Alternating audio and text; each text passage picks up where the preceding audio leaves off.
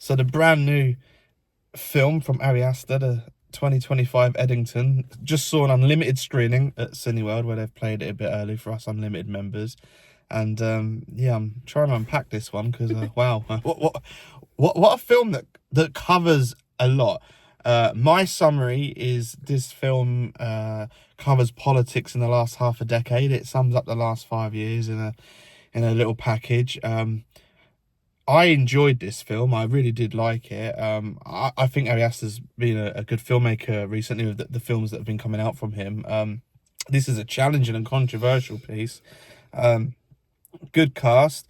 I'm not the biggest Pedro Pascal fan, but I actually think he did pretty well in this. I think the role suited him as a crap mayor. Pedro Pascal does it's one of his better roles, and the star of the show, Joaquin Phoenix, was pretty awesome in this. Beau is Afraid was pretty mad, and it's interesting that he's used him again in this film, and completely different role really as well. So it shows a lot of diversity there. But the film itself has a lot to say. In fact, there is a lot going on in my head. It highlights so many points. This film is a really good starting point for arguments and discussions, and I think it's going to be very divisive, and I'm very intrigued to see how it's going to be received when it's more released, more commercially available to people, because it's I think it splits people in two, this film, intentionally probably. But using COVID-19 as a backdrop, actually the film is driven by COVID as a storyline, but it's the whole era it's set in is the backdrop as well, and it just highlights a lot of political issues.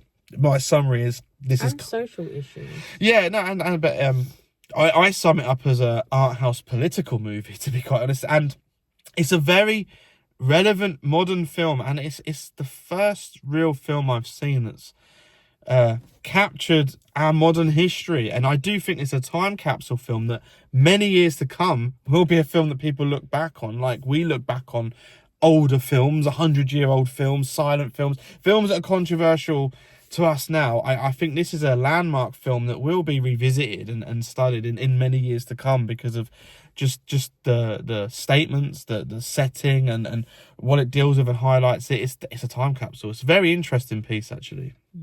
Did you get a lot from it? Yes, very good film. 4 stars. Highly recommend. That's all I'll say. Yeah, it'll be interesting to hear any comments and reviews on it. I've seen a mixed bag. I've seen some very positive things. I've seen some more negative things. I can say a bit more than that. I can say that I love Ari Aster as a director. I love Midsommar and Hereditary and Beau is Afraid.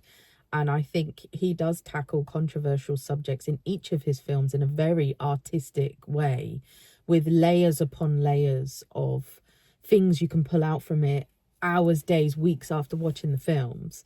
Like Beau is Afraid, we had 2 completely different opinions of that film. We watched the same film but had 2 different experiences because of our life experiences. So, and Hereditary tackles motherhood and families and grief, and then Midsommar relationships and all sorts of stuff.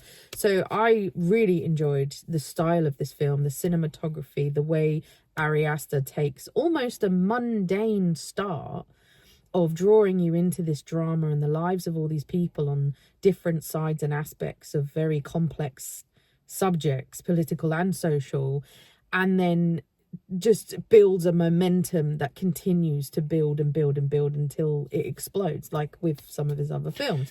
And I really, really enjoy that. He does it very consistently. The pacing is very driven, and it's like a boulder rolling down a hill. It's phenomenal. I really enjoyed it. As for Ari Aster's filmography so far, this is actually, believe it or not, I find it's more straight-laced than the films you're listing off of his. Although this is quite out there, as the story goes, it's a lot more grounded and drama and realistically driven than other stuff. Lots of talking in the beginning. It's a slow burn to a point, but it builds up, and to me it's like Taxi Driver. A character you're following builds up, it goes through a lot, you're seeing the effects on them, and then it explodes at the end. So I won't give a lot away, there's no spoilers, but it has got a mad final act and finale. Kind of reminded me of Unforgiven. Well, yeah, like, and again, Unforgiven is like this. it's that style of Western film, style as well. like That. well, it's a modern Combative, western. yeah. Eddington is a modern western. It's a bit of a dark comedy as well, which again, some people might find that funny, others might not so much. But yeah, Taxi Driver to me echoes just because of the character build up reminded me of that, and you're building up to finale, which, you know, again, I don't want to say too much because it is a film to be experienced. To be fair with you, spoilers. it is quite a journey, it is quite a ride.